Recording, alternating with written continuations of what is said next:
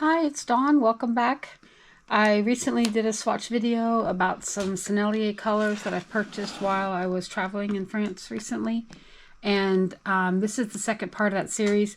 I only had 5 more colors, so I thought I would throw a curveball and throw in a new M Graham that I've just recently picked up as well. It's Quinacridone Rust. But in addition to that, I've got the, and I'm going to say this one wrong, Aureolin, Aureolin, Aureolin. I don't know. It's PY40. The Quin Rust by M Graham is not telling me because I don't see it because I'm not used to using this one and I don't know where they published the pigment. Maybe it's on the front.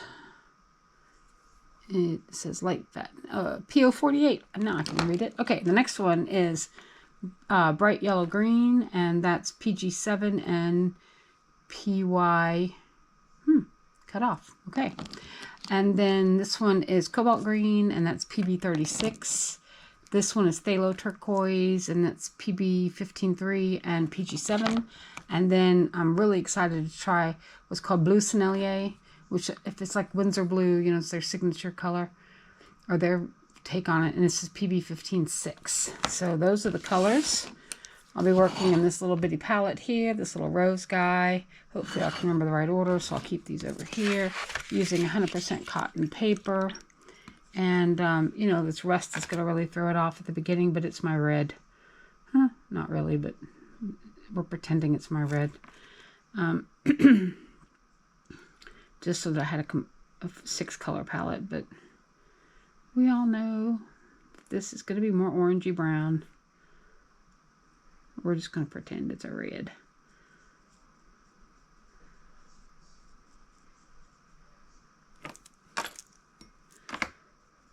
And I just like to do this so I can see what the tonal range is for these colors. I don't typically use them at either end of the spectrum too much. I tend to use more of their midtones. But I find that this little exercise, this little swatching mechanism is, oh, and I should have mentioned that too. I didn't mention it in my last video either. I'm using this stencil by Tim Holtz. It is on Stampers Anonymous. It is stencil number THS179, if anybody's looking to do that. And I should have mentioned that in my other video, but I didn't. Everybody's got their own way of swatching, and you know, I have done many swatches in my time, but I find that this is my favorite because when you do a traditional swatch where you start with the full strength and then you water it down, I find it's hard to isolate that midtone. And that midtone, this one right here, that's where I live. I mean, that's the color I want to see more than the super pale, more than the super saturated. I want to see that midtone, and I find that when I isolate them this way, you know, your mileage may vary. You may not find this helpful at all, but I find that when I do this, it really helps me see if this is the color I really want. Wow, this is a really pretty color. It's more orange than I would have thought. I like it. Well, first of all, I love quinacridones in general. They're some of my favorites. But oh, I just realized I'm totally off camera. Dawn, why are you not paying more attention? I don't know. I'm so sorry. Well, we rejoin our regularly scheduled programming already in progress. It helps if you look at the camera once in a while and pay attention to where you are.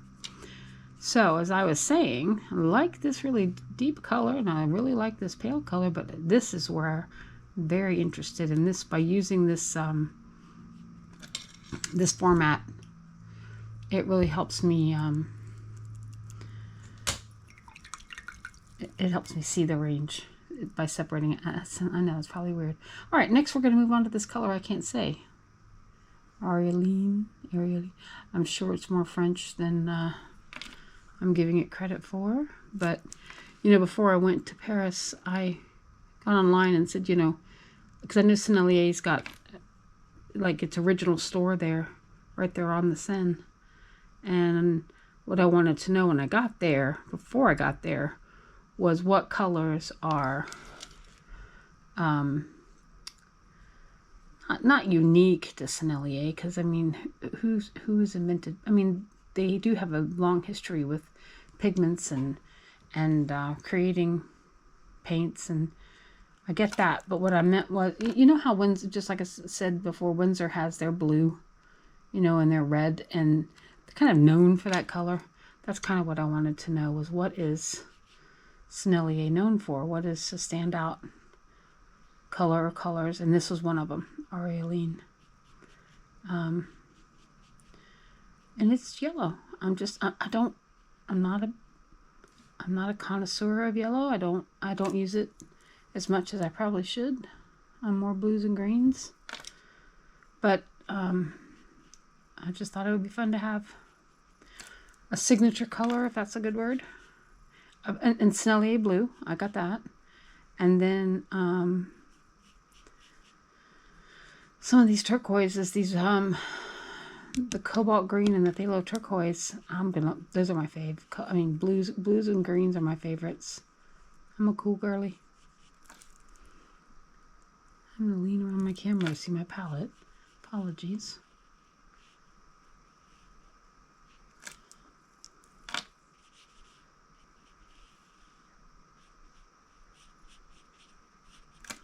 Yeah, this is a pretty yellow. It's not cad, it's not ochre, it's not lemon. It lives in its own little world.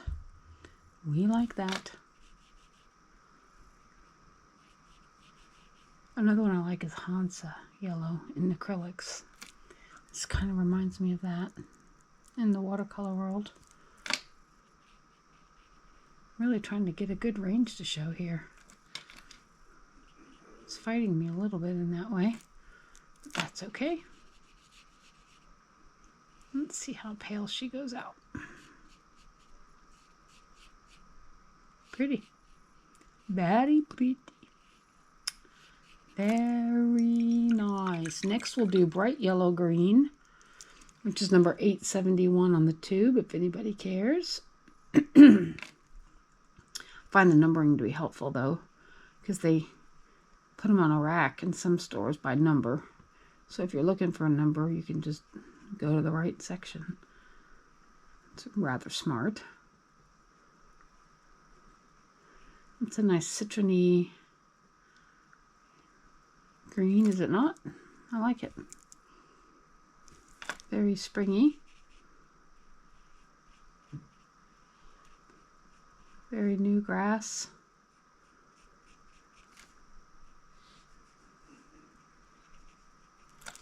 Almost got a, not a neon, but almost has a glow to it. Be interesting to see how it swatches out. Swatches lighter, I mean. How it gradates out.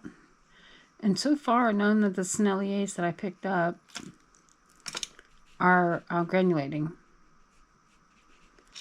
They are all non-granulating, and some people, that's a deal breaker either way. I like both, but some people hate granulating. You know who you are. And other people love granulating. I don't find myself A or B. I find myself saying it can be dependent on what I'm doing. Okay. Yeah, I like this color in its mid-tones better than all the way at the end, but, you know, all the way lightest. All right, next is cobalt green. The number on the tube is 856, if that helps anybody. This looks like a really nice color. Now this, cobalt, right? Isn't that a granulating typically? It'll be interesting to see if that's true, or that holds true. I'm not an art student, or I'm self-taught, so these things are probably taught in Color Theory 101, how to identify what makes it a phthalo, what makes it a cobalt, what makes it a quinacridone. I don't have any working knowledge of that, I'm sorry to say. Don't see much granulation here, but I know like cobalt blue, for instance, that often is granulating.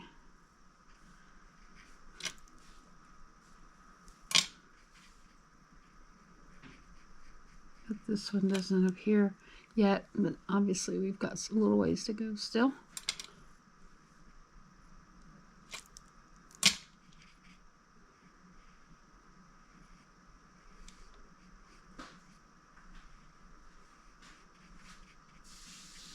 Well, that feels like the same dang color. I can't have that. Meaning the same value, I should have said. Of course it's the same color. That was silly. The same value.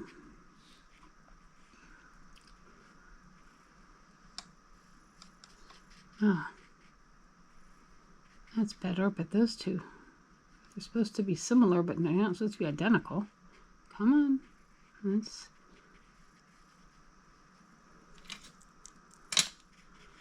Alright, I'm going to like this color for sure. That is beautiful. Man, if you like a pale turquoise, even though that's technically a cobalt green, that is really lovely.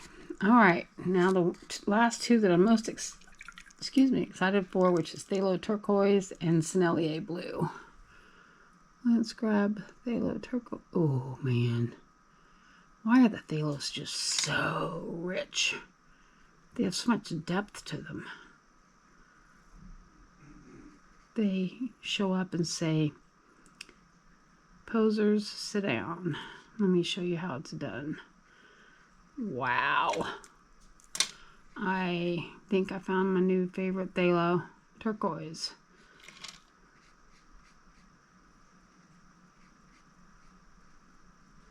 That is gorge.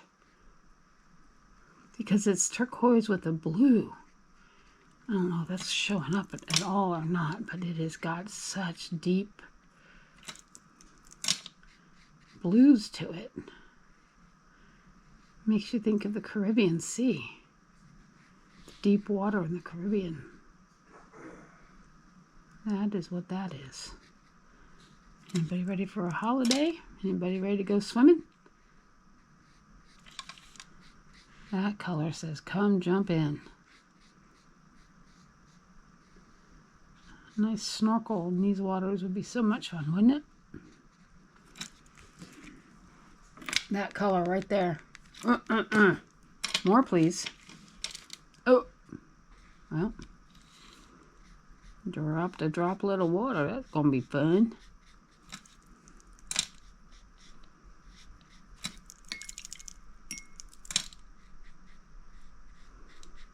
And a little dollop will do you on this color too, people. And that's true of almost all the phthalos, I think. They are seriously pigmented and they do not joke around. Alright, now let's do the Sennelier blue. Drum roll, please.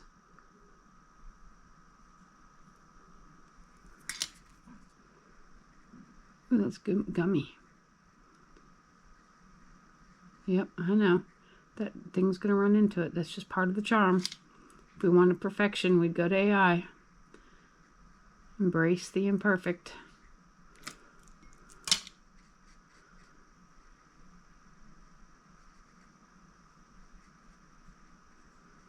Oh, that's just yummy. This is also called Phthalo Rouge. I think I mentioned that a minute ago. So I think that means phthalo red shade. I'm no linguist, but kind of self-evident, right? Oh, look at that thing. A happy accident or something, I don't know.